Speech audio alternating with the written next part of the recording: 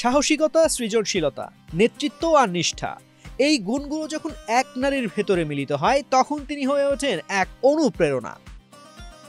ঠিক তেমন কিছু নারীর গল্প নিয়ে অনুষ্ঠিত হলো JCI woman of inspiration award 2025। গত শনিবার সন্ধ্যায় ঢাকার আলোকিত কনভেনশন সেন্টারে, যেখানে আলো ছড়িয়েছেন নারীরাই।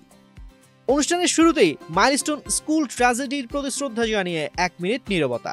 তারপরে শুরু হয় অনুপ্রেরণার আলোয় ভাষা এক সন্ধ্যা।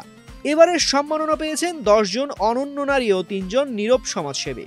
সবার আগে উঠে আসে বাংলা সঙ্গীতের পর্ব।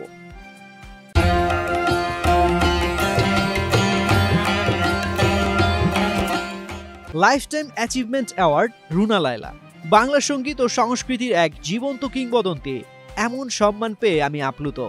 সঙ্গীত জীবনের এই দীর্ঘ যাত্রায় জেসিআই এর এই স্বীকৃতি আমার হৃদয়ে থাকবে চিরকাল।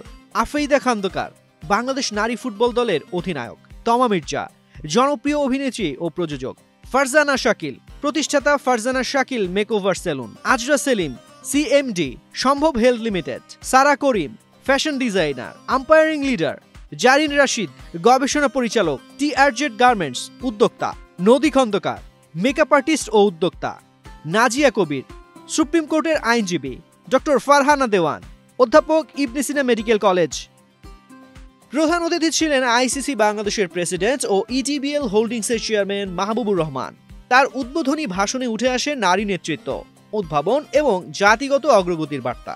নারীর ক্ষমতায়ন মানে শুধু একটি লিঙ্গের অগ্রগতি নয়, বরং পুরো জাতির জয়, বলেন মাহবুবুর রহমান।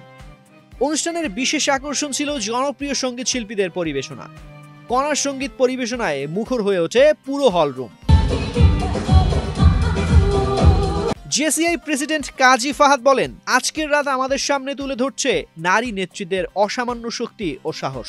আজকে যে ওমেন্স অফ ইন্সপিরেশন অ্যাওয়ার্ডটি হয়েছে, তার মাধ্যমে আমরা আসলে যেই মেসেজটি আসলে সমাজকে দিতে চাই, যে নারীরা তাদের ঘরে না, ঘরের বাইরেও আমাদের দেশ এবং আমাদের সামনে নেতৃত্ব দিয়ে যাচ্ছে।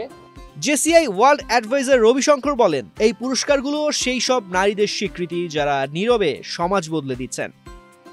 জেসিআই বাংলাদেশের এই মহৎ উদ্যোগ স্মরণ করিয়ে দেয়, একজন নারীর অর্জন মানেই এক সমাজের জয়। উইমেন অফ ইন্সপাইরেশন শুধু একটি অনুষ্ঠান নয়, এ এক অনুপ্রেরণার প্ল্যাটফর্ম। তালিকায় থাকা প্রতিটি নারীর গল্প যেন হাজার নারীর সাহস হয়ে ওঠে।